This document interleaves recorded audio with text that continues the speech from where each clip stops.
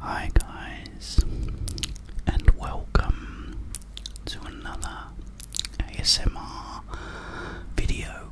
Now, today I'm going to be chewing gum.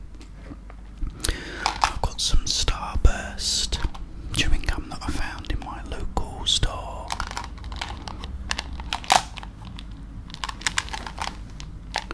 And I'm going to be talking about my very own video game called Rem State.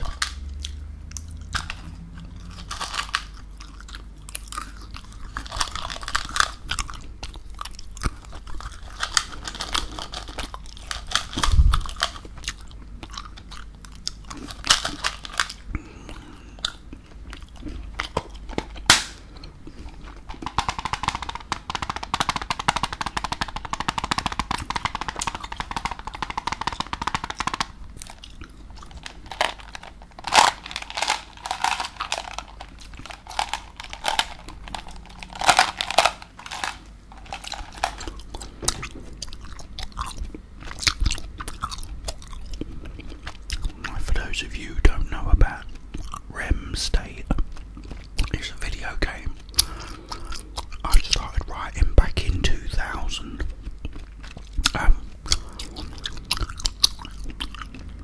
It's basically about a young woman who was involved in a car crash with her father.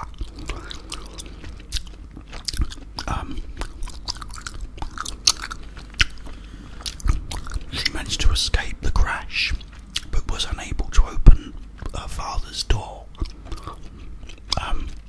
and he perished as a result. So she'd had all this guilt for years and years and years, and keeps having this same dream over and over and over again. When one night she hears her father calling her, she goes out, sees the crash, how it actually happened, goes over and opens the door. She pulls the door open this time because she's a woman. She then hears a clap from behind her, and there's this character called the Nightmare Maker, and he basically makes a deal with her. Is if she finds her father in this nightmare that she's actually having now, she'll never have the nightmare again. He gives her a key, and then you're off, you know, like,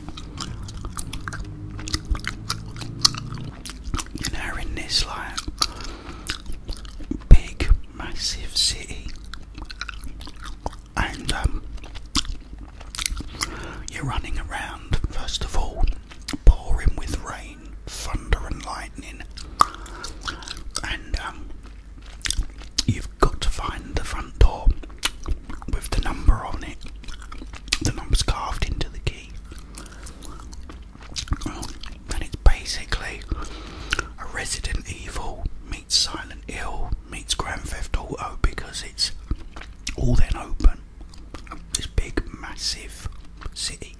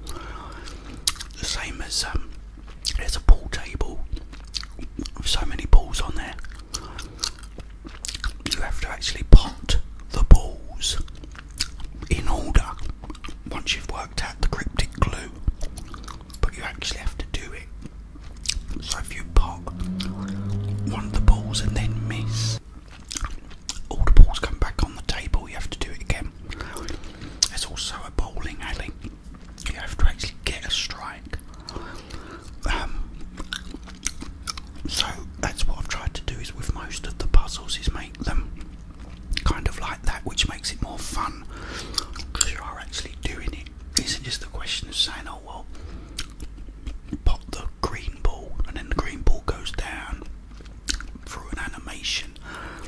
You have to actually do it yourself. There's also lots of different things in it that obviously are the girls' sort of biggest fears. One is a clown. You know, she's obviously had a fear of clowns, so she has this clown come after her called Kill the Clown, and he's like made up as a clown but metal, so he's all bulletproof, you can't shoot him, and he has this gas tank on his back filled with this poisonous gas and a cup which he can inhale, which is fine, but he's trying to get you to gas you. So there's a scene later on in the game when he comes into it, and the character goes into this apartment, and in this apartment is this doctor, this German doctor.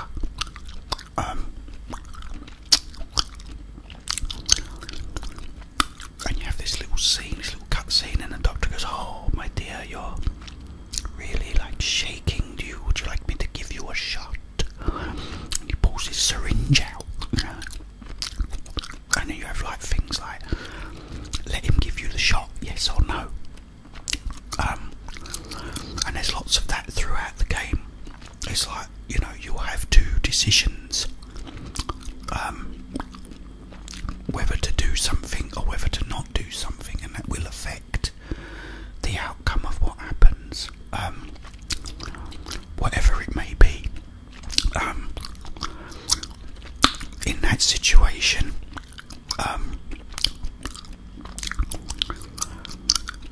let's just say you have to run away and hide from Kill. So you taking that shot or not taking that shot will affect what happens there, without giving too much away. Even though I might have already said what happens, I can't remember, but I think I have already, but you know. But there's also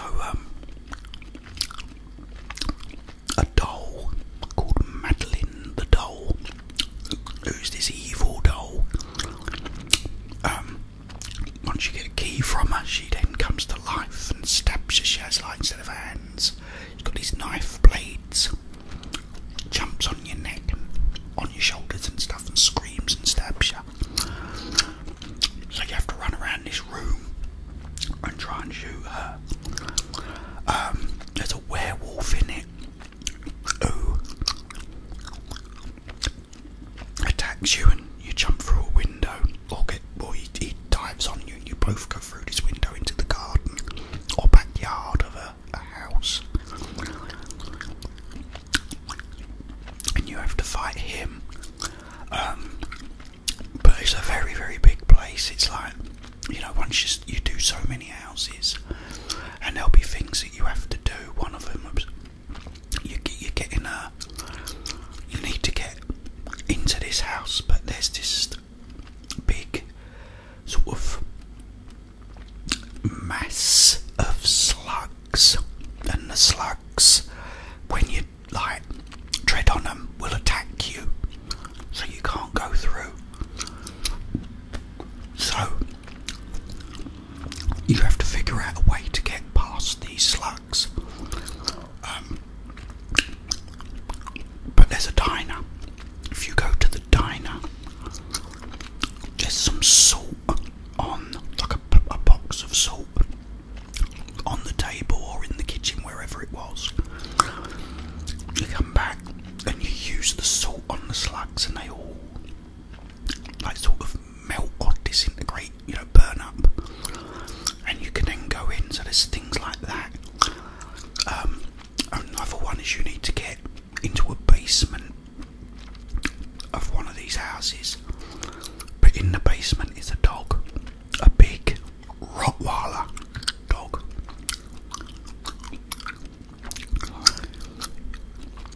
You do go to a diner and get a piece of steak. So you throw the steak down into the basement and the dog starts eating it.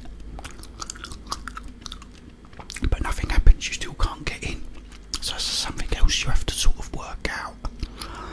A lot of the sort of ideas I got come from obviously games that I love, like Resident Evil, and also games like, there's a game called Metal Gear Solid, and you have to get out of this cell.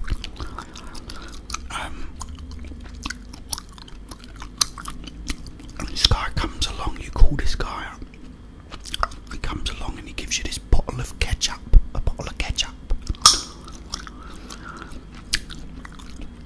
And what you basically have to do is because the card goes to go to the toilet and then he comes back, you use this ketchup and it looks like you're laying on the floor bleeding, and then he comes in and unlocks the door. There's things like that that I thought were brilliant ideas. Yeah, so there's a lot of using this, but then that might not always work. So you have to try and find something else in order to do it. Also, you go out and you come across this pool of white liquid, a big pool of it on the floor, and you've found this little jar, this container. Get away. And you use the container and she scoops some of this up.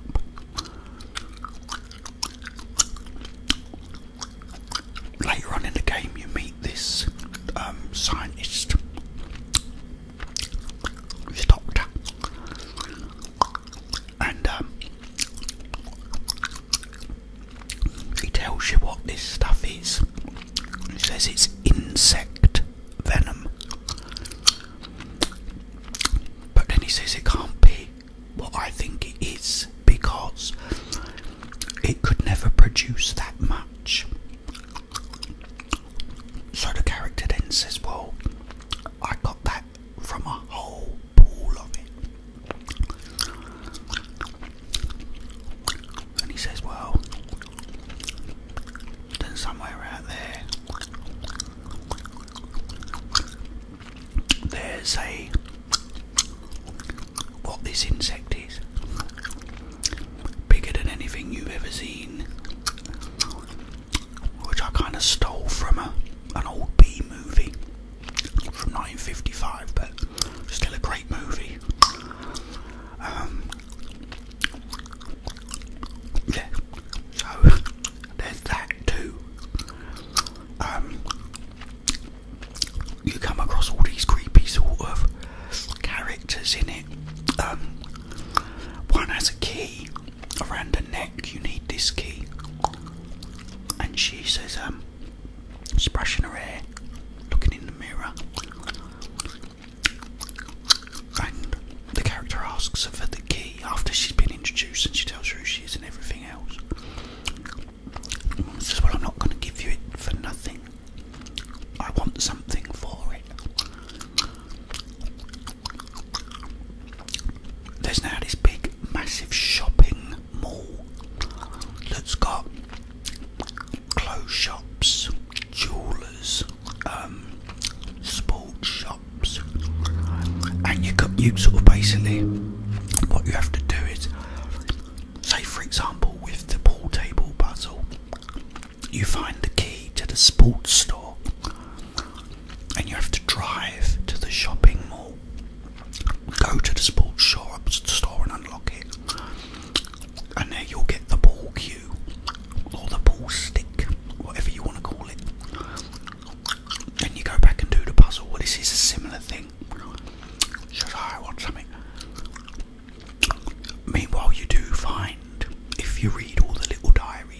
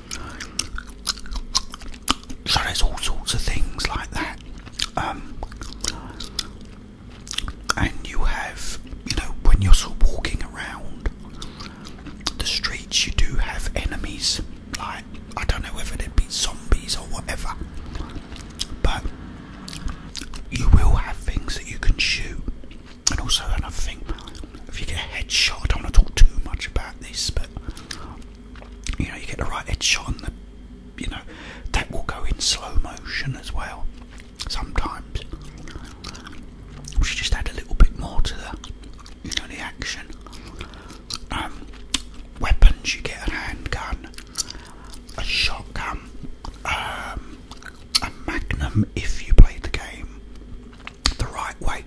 That's another thing, is like, you know, you can get a weapon depending on a choice you've made, which is pretty cool. So yeah, you got to go through all these different things, and there's a lot to do in it, a hell of a lot. There's like one of the like villains in it is called maggots. You have to go to this big cemetery and find this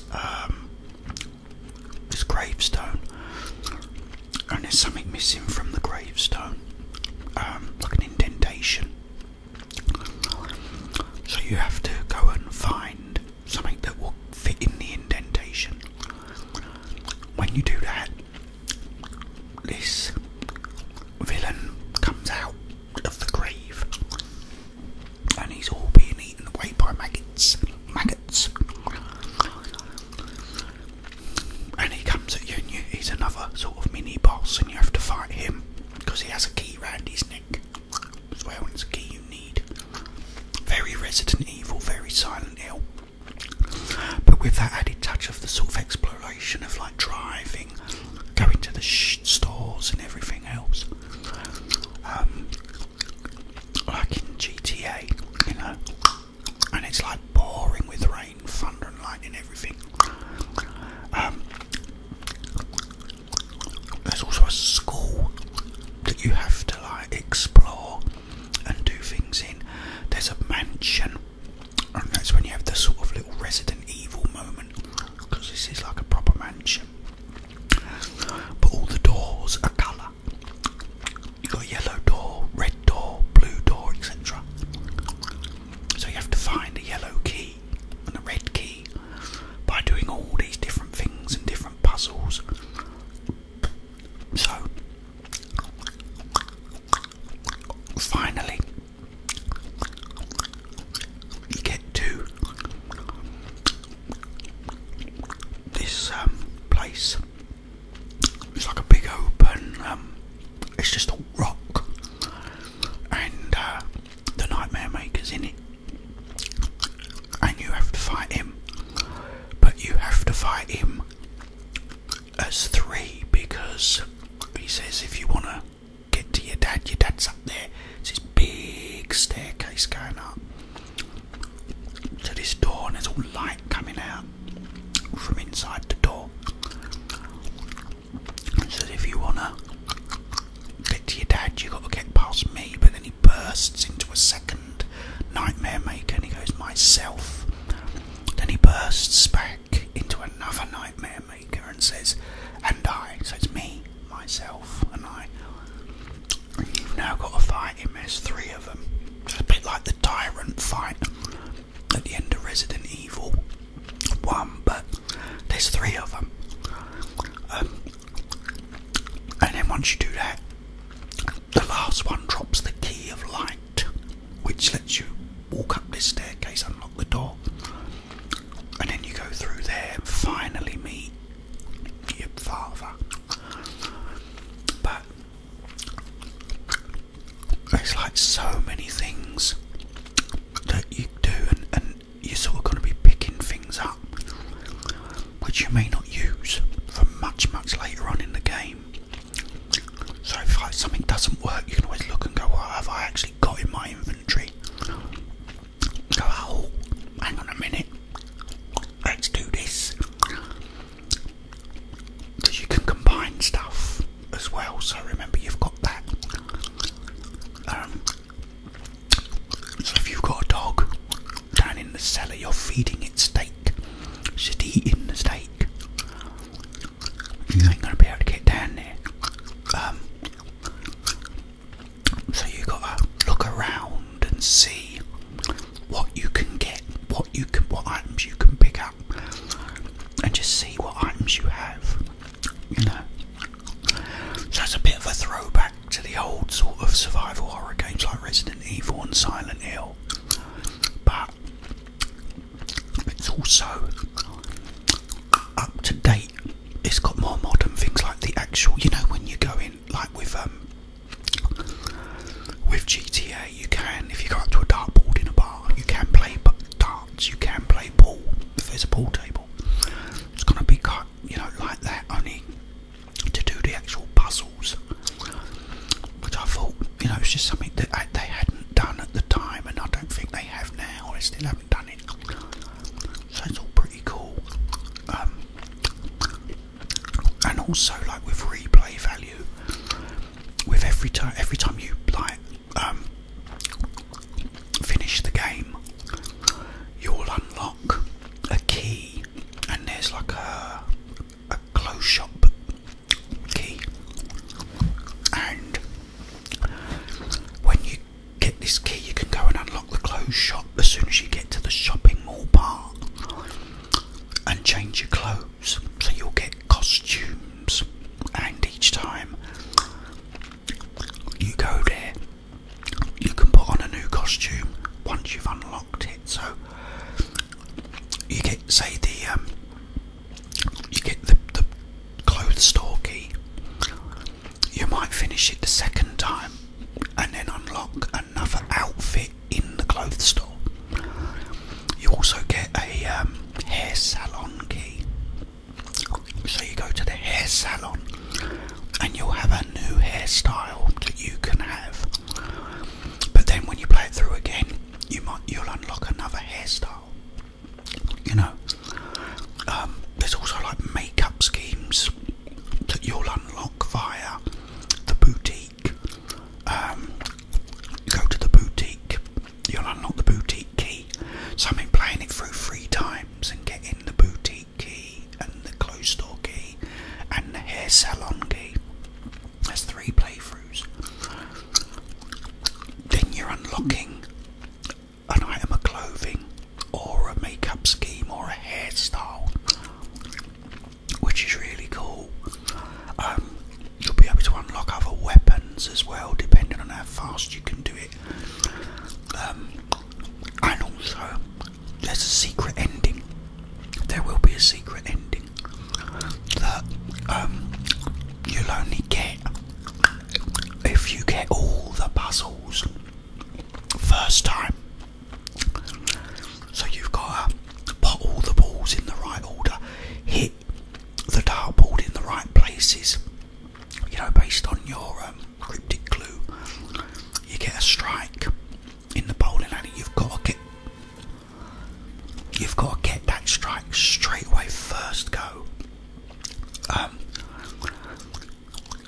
And if you do all these different puzzles first time, you know, in one, eventually when you get to the end you will have a secret ending, which is actually kind of cool.